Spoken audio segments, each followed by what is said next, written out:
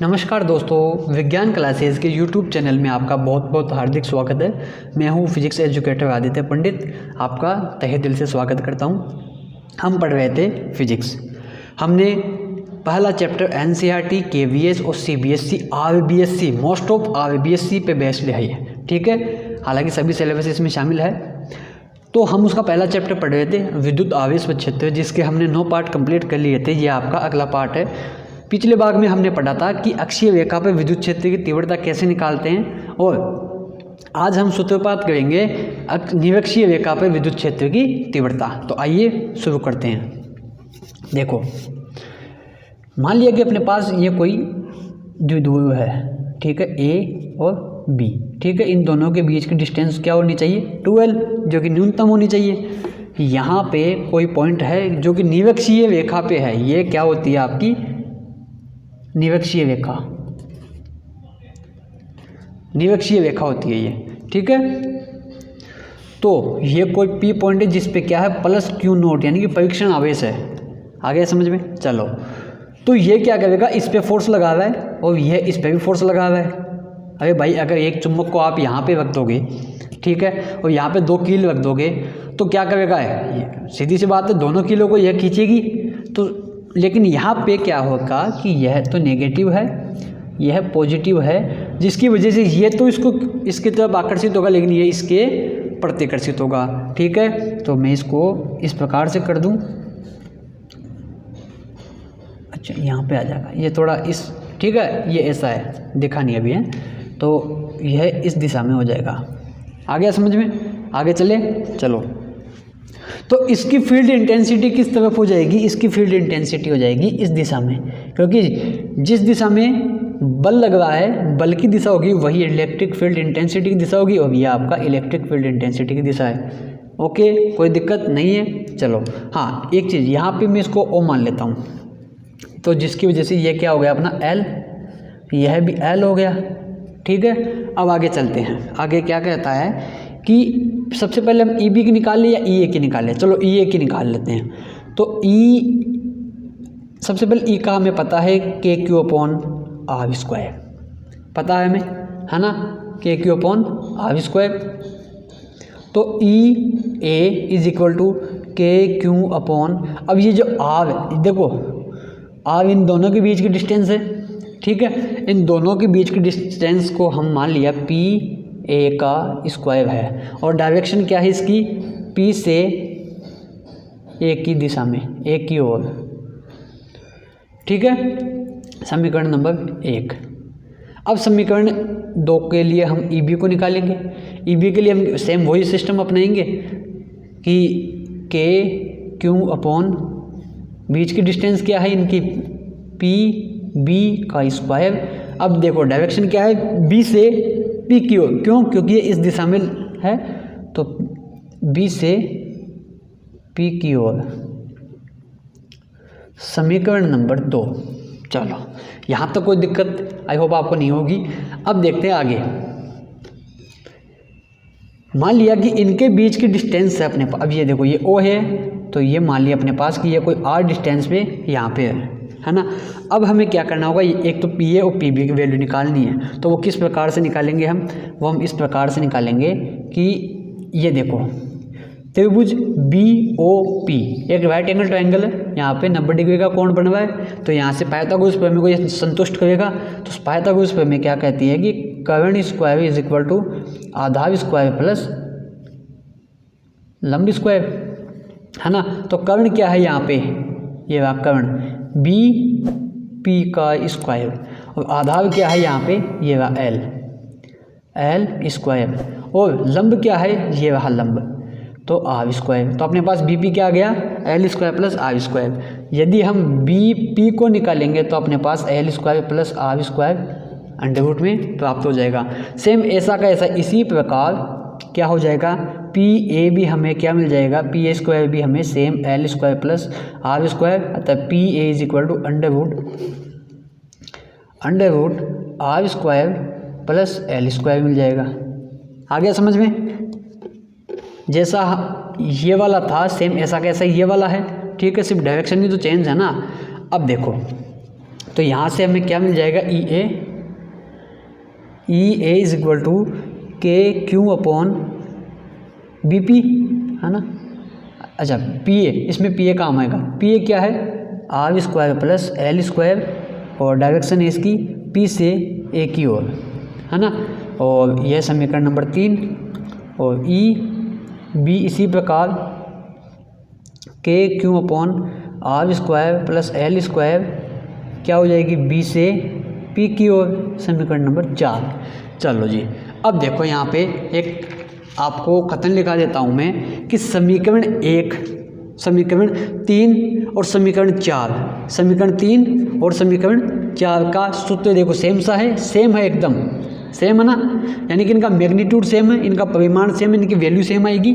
अतः E A का magnitude E B के मैग्नीट्यूड के बराबर है, जो कि है आपका के क्यू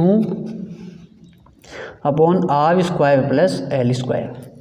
ठीक है, अब चलते हैं, ये हो गए समीकरण नंबर 5। अब चलेंगे देखो आगे कि अब यहाँ से हम क्या करें कि इनका परिणाम निकालना पड़ेगा हमें, क्योंकि अब अपने पास 2-3 चीज़ें हैं तो उनका टोटल भी तो कुछ ना कुछ निकालना पड़ेगा ना। तो टोटल इसका इस प्रकार से हो जाएगा कि E is equal to E A plus E B, ये समीकरण ये निकालनी है अब हमें। इसको निकालते ही हमारे पास आंसर आ जाएंगे। तो अब ये किस प्रकार से निकाल, देखो ये ई है, ये ई बी है, डायरेक्ट हम नहीं निकाल पाएंगे, हम इनके कंपोनेंट जरूर लेना पड़ेगा। क्यों लेना पड़ेगा, क्योंकि हमारे पास इन दोनों का मैग्नीट्यूड सेम है। मैग्नीट्यूड सेम होने की वजह से हमें इसका कॉम्पोनेंट लेना पड़ेगा। ठीक है, अब कंपोनेंट लेना पड़ेगा। अब देखो आगे यहाँ पे ही मैं समझा देता हूँ फटाफट से कि उसी चित्रों को मैंने इस प्रकार से बना लिया।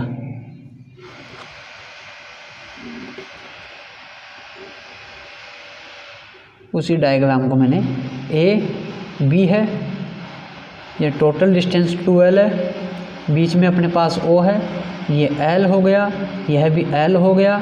ठीक है, ये P हो गया, और यहाँ पे और ठीक है ये EB हो गया, है ना। और ये आपका EA हो गया, ये निरक्षीय रेखा है जो कि लंबवत गुजरती है। ठीक है, इसकी डिस्टेंस R, अच्छा मैंने बताया ना, हाँ ये R बता दिया, चलो ठीक है। अब देखो आगे, ये हो गया काम, इसकी डिस्टेंस ये आ गया। अब देखो इसमें फटाफट से एक कंपोनेंट कैसे लेते हैं, कक्षा 11 में आपने पढ़ा होगा। यहाँ इसको मैं आगे तक बढ़ा देता हूँ, इस निरक्षीय रेखा को। अब देखो जिसके साथ थीटा एंगल बनता है उसके साथ हम कोस का कंपोनेंट लेंगे, जिसके साथ थीटा एंगल नहीं बनता है उस अक्ष के साथ हम साइन थीटा का कंपोनेंट लेंगे। ठीक है, कोई बात नहीं। मान लिया कि अपने पास ये कोई थीटा एंगल है, यह भी कोई ना कोई थीटा एंगल है। ठीक है, यदि मैं इस ए बी के समांतर कोई रेखा खींच दूँ, ए बी के समांतर कोई रेखा क्यू पी खींच देता हूँ, तो यह इसके सम्मुख कोण है, कक्षा 9 में पढ़ा होगा आपने, यह सम्मुख कोण थीटा। अब देखो क्यू पी ए ओ, एक जेड की आकृति बनी हुई है, ये देखो जेड की आकृति बनी हुई है ना, तो यहाँ से ये थीटा है तो यह भी थीटा हो जाएगा। क्यों, क्योंकि एकांतर कोणों की वजह से। तो चलो लिख लो यहाँ पे कि यदि ए बी के समानांतर क्यू पी रेखा खींची जाती है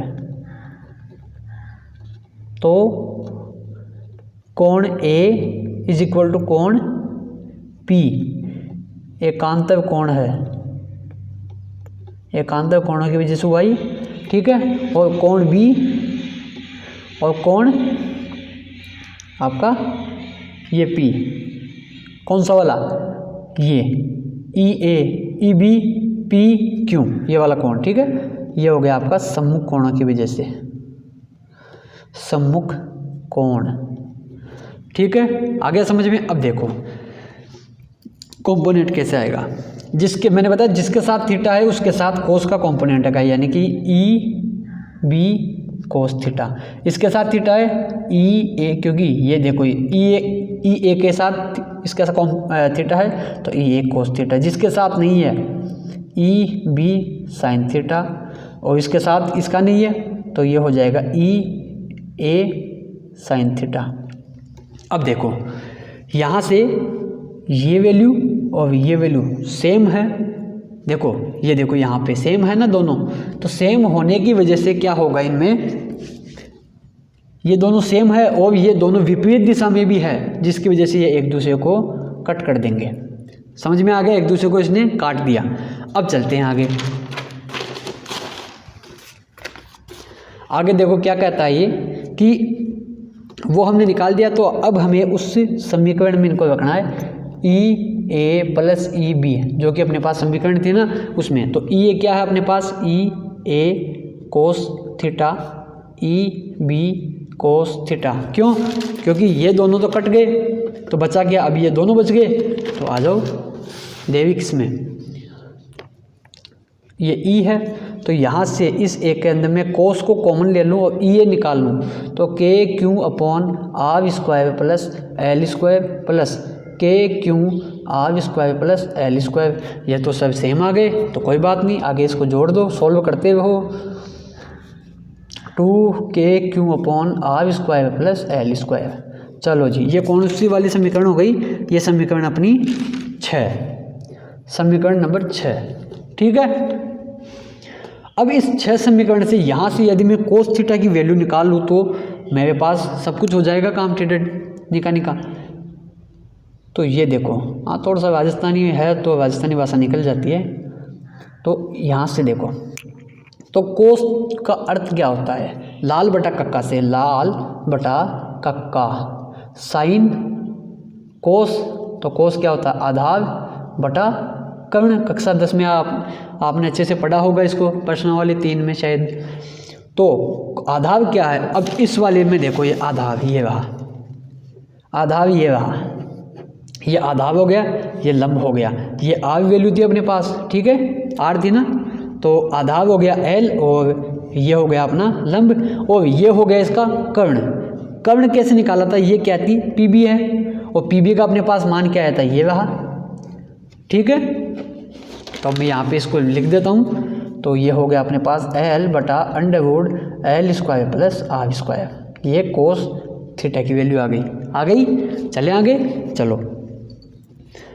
अब इसकी वैल्यू इसमें समीकरण 6 में रखने पर, समीकरण 6 में कोस थीटा की वैल्यू पुटअप करने पर, तो एल बटा under root L square plus R square 2k Q upon R square plus L square, ठीक है।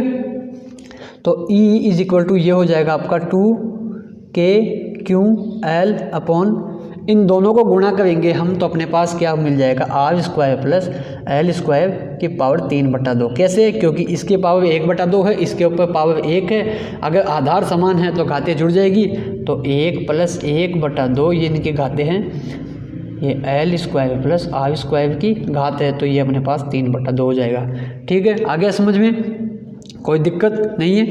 अब देखो यहाँ पे, या इसको मैं इसको इस प्रकार से लिख दूँ क्या, E is equal to K 2q L upon R square L square की पावर 3/2, ठीक है, लिख दूँ।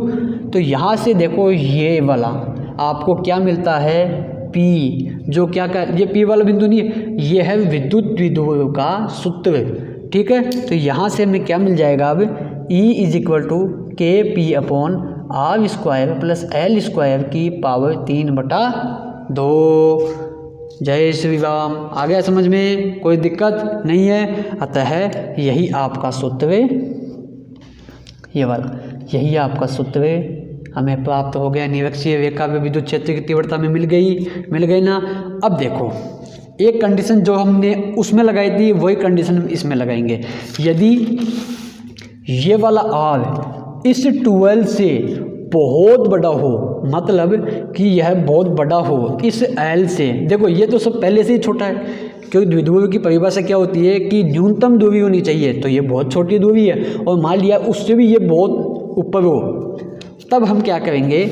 अतः यदि एल इस लेस देन टू आर, यानी कि आर बहुत बड़ा हो एल से, एल छोटा हो तो एल इज़ नेग्लिजिबल, ठीक है, नेग्लिजिबल मान ले, यानी कि एल इज इक्वल टू 0 मान लेते हैं। तो हमें क्या मिल जाएगा, E is equal to K P upon R square plus 0 का स्क्वायर 3/2। यदि मैं इसको आगे सोल्व करूं तो यहाँ पे p है के पी अपॉन आर स्क्वायर 3 की पावर 2, ये आ गया। अब यहाँ से ये 2 कट जाएगा तो हमें क्या मिल जाएगा, हमें मिल गया E is equal to K P upon are की पावर क्यूब, जो कि हमारे पास निरक्षीय रेखा पे विद्युत क्षेत्र की तीव्रता प्राप्त हो गई। कोई दिक्कत नहीं है। चलो अब एक चीज़ देखो, अब आगे छोटी सी बात मैं आपको बता दूं कि कभी कभी एग्ज़ाम में ऐसा पूछ लिया जाता है कि अक्षीय रेखा व निरक्षीय रेखा पर प्राप्त विद्युत क्षेत्र की तीव्रता में अनुपात, ये पता लगाना है अब हमें, ठीक है।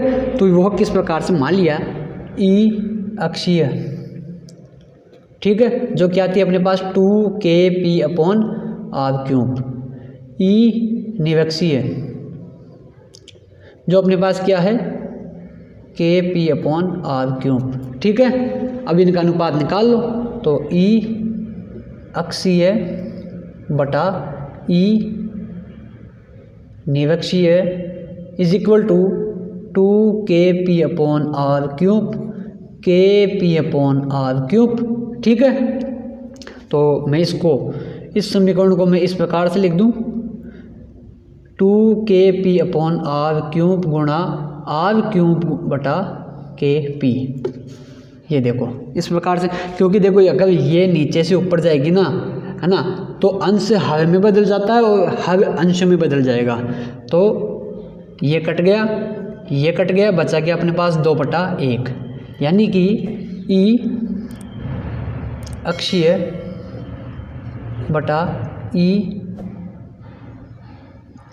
निरक्षीय इज इक्वल टू 2/1, अर्थात ई अक्षीय और बटा ई निरक्षीय का जो अनुपात आएगा वो आता है 2/1, यानी कि 2:1 प्राप्त होगा, जो कि मोस्ट इम्पोर्टेंट है। आ गया समझ में, कोई दिक्कत नहीं है ना, ठीक है। आज के लिए इतना ही।